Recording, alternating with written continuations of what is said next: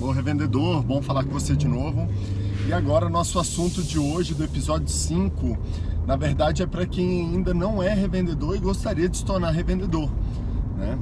Gostaria de agradecer o pessoal que está postando lá no LinkedIn, junto a Brasil Postos, e lá foi citado muito essa questão, né? Quando eu comentei no episódio 1 sobre os 3 principais erros que o revendedor comete ao iniciar seu posto, na verdade eu errei. Existem muitos outros, não são só esses 3, e eu esqueci de tocar num ponto básico que fica lá atrás. Na verdade, eu acho que eu errei por causa só do título, tá? Eu acho que foi mais só por causa do título mesmo, porque acabou vindo muitos feedbacks de revendedores de que ajudou muito para algumas pessoas que já estavam na revenda e nunca tinha feito essa análise. Então, acho que eu só desvirtuei um pouquinho. Então, o assunto desse é para falar exatamente o que eu preciso para abrir um posto revendedor, né? Se você ainda não viu o episódio 1, vale a pena você ver, porque lá no episódio 1 a gente trata de alguns tipos de contratos que existem com a distribuidora. E dentro do que foi tratado, eu gostaria de falar um pouquinho, tá? Um dos passos, vamos lá, o primeiro passo muito importante é saber o risco do negócio que você está entrando e o capital que você tem para estar entrando nesse mercado. Muitas pessoas pensam que só ter um terreno específico para posto ou não, né? Basta procurar uma companhia distribuidora, fazer um contrato e aí pegar esse capital que normalmente as companhias te oferecem para construir o posto e começar a tocar o negócio, né? E aí vem essa mesma questão. Primeiro, antes de assinar qualquer contrato, verifique localização, é o primeiro item. A localização do ponto do posto é muito importante, junto com a definição do item 2, que é do público-alvo, tá?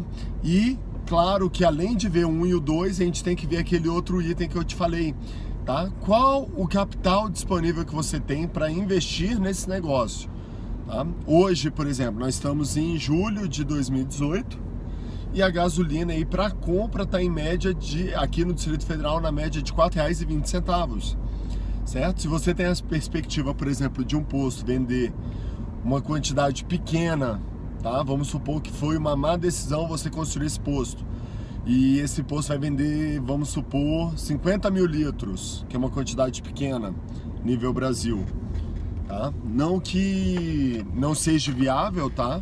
Às vezes pode ser viável, sim, um posto de 50 mil litros, dependendo da localização que você esteja, o tipo de cidade, né, o tipo de margem. Mas vamos supor que você esteja comprando dentro de uma cidade grande e a venda seja por questão de 50 mil litros, que é uma quantidade baixa para cidades grandes. E você tem uma margem aí, por exemplo, pequena também, de apenas, vamos botar 10% de margem. Tá? Então seria na faixa de 40 centavos, né? Você vai comprar a 4,20, vai vender a 4,60, por exemplo, tá? Se você multiplicar aí por 50 mil litros, você vai ver que o teu lucro bruto do mês vai ser muito baixo, tá? É só pegar 50 mil e multiplicar pelos 40 centavos. Você vai ver que vai dar aí apenas, ver se eu estou errado ou não, vai dar apenas R$20 mil de lucro bruto. R$20 mil é bem provável que você não consiga manter esse posto, tá? Agora, se a gente for falar desse mesmo percentual de 10% para um posto que vende 500 mil litros, certo? Aí já mudou bem a situação, né? A gente multiplicou por 10, tá certo? Então, essa é a questão do estudo. Agora, a pessoa que vende 50 mil litros, que vende pouco, você vai ver que o capital de giro dela, se ela comprar à vista e vender a prazo, tá? O capital dela vai ser de R$200 mil, né? 50 vezes R$4 em média. Então seria um capital de giro de R$200 mil. Se você não tem esse dinheiro para dar start no negócio, né? Fora outros problemas, por exemplo, contratação, treinamento, uniformes, pagamento de energia, o começo do giro do negócio que demora meses. Então tudo isso influencia bem, tá? Tem que ser analisado. Então tem que botar bem na ponta do lápis mesmo, calcular tudo com detalhes e ver se compensa ou não você entrar nesse mercado. Todos no Brasil acham que é muito fácil, né? Vou resolver minha vida, vou botar o burro na sombra, como muitos dizem, fazendo o quê? Comprando um posto de gasolina. E aí, o que eu me lembro, fica muito marcado na minha cabeça, foi a situação de um Big Brother, né? Da época lá de 2000, 2005. Ele ganhou o Big Brother, pegou 1 milhão, investiu em posto de gasolina e quebrou. Né? Então ele perdeu muito dinheiro com isso. Eu lembro uma história dessa antiga, eu não acompanhei, né? Não sei bem, mas eu já vi bons relatos, informações da mídia referente a isso. E é um bom exemplo para a gente estar tocando nesse assunto agora. Né? Simplesmente ele achou que ia se dar bem na vida, porque gasolina todo mundo precisa. E aí que vem a falha, aí entra naqueles itens, né? Descubra seu avatar, sua persona, tá? Seu público-alvo, tudo isso interfere.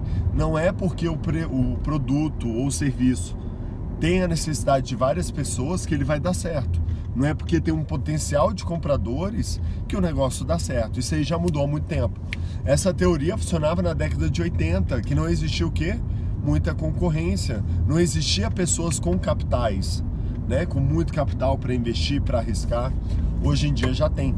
Então, a gente tem muita concorrência em todos os mercados, tá? Uma das melhores formas que se tem hoje para tentar ganhar um rendimento maior é explorar novos mercados ainda não explorados. Por quê? Porque você vai ser sempre o número 1. Por quê? Porque não tem o número 2. Se não tem o número 2, você, bem provável, seja o número 1. Né? Então, isso aí é uma teoria nova, né, que está sendo tratada e que está sendo bem desenvolvida aqui no país, de que a melhor forma para você ter excelentes rendimentos é o que? Explorar mercados inexplorados, mas isso existe um risco, né? Como ele nunca foi inexplorado, você não tem com que se basear. Então tu vai para uma tecnologia muito antiga, chamada tentativa e erro, né? Você tem que testar o que dá certo, o que não dá, e investindo aos poucos e vendo, e na hora, se você encontrar o caminho e der certo, você vai ter bons resultados, que claro, com bom desempenho de trabalho. Nada também cai de graça, não é basta ter dinheiro que vem dinheiro, não, tá? Tudo isso tem um estudo. Então, esse ponto é muito importante, tá? Verifique o capital que você vai ter para reforma, para construção, para treinamento, para despesas básicas, até conseguir uma litragem mínima esperada, o contrato com a companhia, o que a companhia vai te ajudar, o que não vai te ajudar, qual é o ponto localizado desse posto, vale a pena ter um posto de combustível, é melhor investir em outras coisas, porque o mercado está aí. Agora vamos falar numa questão que eu falei, né? Aí vem, poxa Daniel, mas você falou que a gente tem que trabalhar com amor e com paixão, e meu amor e minha paixão é ter um posto de gasolina. Show! Então trabalhe com posto de gasolina, trabalhe com a revenda de combustíveis. Só que o giro dessa roda ele tem que ser completo, desde a hora que você entra com amor até o retorno financeiro. Se você não tem um retorno financeiro com o que você ama, tá? Essa roda não gira e não vai te trazer satisfações. Não adianta eu fazer só o que eu amo e não ter um retorno financeiro com isso, porque todos nós precisamos de algum tipo de retorno financeiro. E é justo, né? Nós sabemos o que é justo, o que não é. Se você trabalha, logo você tem que ser remunerado por aquilo, porque você poderia sim amar, ficar com sua família ao longo do dia lá, na sua casa, ou com seus cachorros, ou com os amigos, familiares. Mas a gente tem que sempre pensar nessa roda, tá? E o início da roda começa com amor, com gostar de fazer o que você gosta, de preferência ame, certo?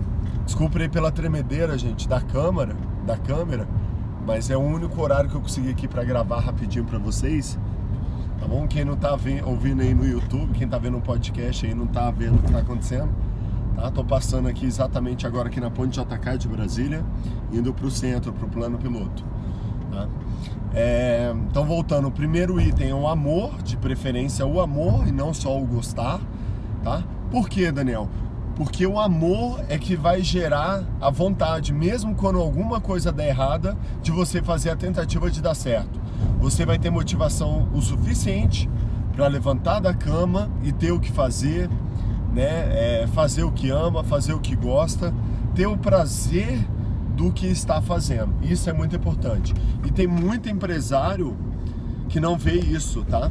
Antigamente não se via, não tinha esse conceito. Hoje em dia tem. você vai ver que seus filhos, seus netos da geração aí que tem mais de 50, 60 anos, ele não vai fazer as coisas se ele não tiver paixão e amor pelo o que ele tende a fazer, independente se o retorno financeiro, a expectativa é baixa ou não. Quer ver? Eu gosto de citar muito legal um exemplo, gosto de citar bem um exemplo, que é, imagine lá na década de 90, você teve um filho que nasceu na década de 80, 90, e esse filho, ele vê que ele tem um dom ou um talento para pintura, para as artes, tá? E nós, brasileiros, quando a gente escuta isso, a gente imagina o quê? Ele nunca vai ganhar dinheiro, ele nunca vai ser bem sucedido, né? Ele vai para meu filho, a tendência é que ele vai passar fome, que isso e aquilo. Na verdade, são crenças que foram geradas nas gerações anteriores, tá? E eu gosto de citar um exemplo de um brasileiro que deu muito sucesso a nível mundial, que é o Romero Brito. Tá? O Romero Brito, é claro que ele se mudou do Brasil, chegou num ponto que ele se mudou do Brasil, mas ele ainda faz muito sucesso aqui no Brasil também, né? Ele sempre focou nas artes, né? No dom dele de arte, de fazer quadros, pinturas, nessa veia artística dele, e ele focou nisso. Com esse foco ele obteve o sucesso esperado, né? E acabou sendo referência mundialmente pelos traços, pelas cores, pelo trabalho que ele realizou. E aí quebra esse paradigma, né? Antigo, quebra bem esse paradigma. Não é porque eu vou fazer tal coisa que eu não vou ser bem sucedido financeiramente. Isso é coisa antiga, hoje já mudou muito. O mundo, ele precisa de tudo, tá? O que desenvolve se a pessoa vai ser bem sucedida ou não são alguns itens. O primeiro, acreditar e amar no que está fazendo, tá? E dar consistência. Você tem que continuar, independente da fase que você passe. Se você passar por fases críticas muito negativas, muita perda de tempo, né? Você imaginar que você está perdendo muito tempo e dinheiro, isso faz parte. Isso faz parte dessa jornada. Então, quando você começa a pegar todo esse ciclo e fazer o que ama e dar consistência e acreditar que vai dar certo, eu te garanto que uma hora vai dar certo, tá? Já tiveram vários estudos comprovando que isso acontece, e sempre há dentro desse gráfico a parte negativa, tá? Ou seja, que a pessoa entra quase numa depressão profunda com relação a isso. Por quê? Porque parece tudo que está dando errado. E aí ele começa a lembrar, eu devia ter seguido aquilo que meu pai me falou, que meu tio me falou, que meu avô me falou, que isso aqui nunca ia dar certo, né? E as pessoas tendem a desistir. E na verdade, se ela continuasse, mesmo dando errado, uma hora ia dar certo. Por quê? O teste mostra, você testando e comprovando, você encontra seu espaço no mercado e acaba dando certo no futuro. Eu sei que muita gente aí deve estar ouvindo esse áudio, deve estar falando, esse Daniel é muito louco, ele entrou num assunto, né, que eu nunca tinha pensado, nunca tinha falado, isso é loucura, isso não acontece, não é verdade. Mas se você pesquisar aí o que são crenças limitantes ou outros desafios profissionais de trabalho, você vai encontrar muito isso. E isso veio recentemente, tá? Isso não é coisa da década de 50, 60. Isso já é um estudo mais novo. Perfeito? Eu, por exemplo, por que o Daniel trabalha com posto de combustível? Eu entrei no mercado há 10 anos, não foi influência de familiares meus, tá? Né? Por muita... Vamos botar sorte, tá? Não cito como sorte, mas vamos citar como sorte, que é mais fácil da gente ampliar esse contexto. Eu tinha esse recurso financeiro, eu sofri por tudo isso que eu estou falando com vocês, que é os valores investidos para entrar no mercado, né? A gente teve que vender alguns imóveis aí para botar esse dinheiro como capital de giro, né? E eu perdi muito dinheiro também, até achar meu espaço. E já ganhei muito também, e é o que eu estou compartilhando com vocês. Todos vocês, você que está me ouvindo, com certeza já acertou muito e já errou muito em muitas coisas. E você já abandonou algum dos seus projetos também por achar, por crenças, que tal pessoa me indicou a não dar continuidade, né? E eu espero que você teste um pouco do que eu estou te falando agora, que é também tentar dar continuidade num projeto de vida seu, tá? E aí eu venho com outra pergunta muito chata e incômoda para muitas pessoas. qual é a sua missão de vida e seu propósito de vida, tá? Porque todos têm. Se você ainda não parou para pensar nessa questão, é porque ainda não chegou a sua hora para pensar nisso, tá? Eu, por exemplo, ano passado, ainda no início desse ano, eu peguei bem essa questão. Eu encontrei algumas respostas, mas não todas. E não adianta eu me apavorar com isso. Eu vou encontrar ao longo do tempo. E por que eu estou te tocando nesse assunto? Porque mesmo depois de você se tornar, por exemplo, milionário ou bilionário, não basta só ter dinheiro. A vida não é feita só dinheiro. Não basta você ter muito dinheiro que depois você vai ver que algo mais está faltando para você. É por isso que muitos dos bilionários não estão satisfeitos e continuam fazendo algo de melhor para o mundo. Faz sentido aí para vocês? Porque um bilionário é uma pessoa que tem 1 bi, 2 bilhões na conta, 500 milhões na conta, ela já não precisa trabalhar, né? Se ela investir no pior investimento, que seja uma conta poupança, já vai dar um bom salário para sobreviver numa casa muito legal, né? Dando uma comida muito legal, atrações, lazeres, experiências muito boas para a família. Então pense nisso, a gente foge às vezes muito disso, mas a resposta é essa, né? A gente tem fases dentro da nossa vida que a gente luta atrás dela para conquistar, superá-las, né?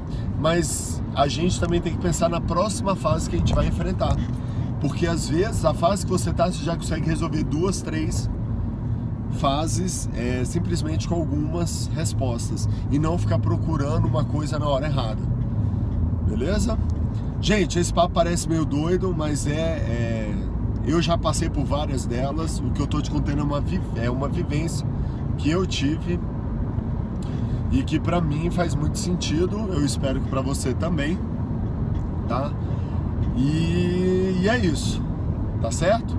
Se você tá achando aí que faz um pouco de sentido, é só refletir, para e reflete um pouco das coisas que você já passou e do que você já viveu. Você vai perceber um pouquinho de tudo isso que a gente tá te falando, tá bom?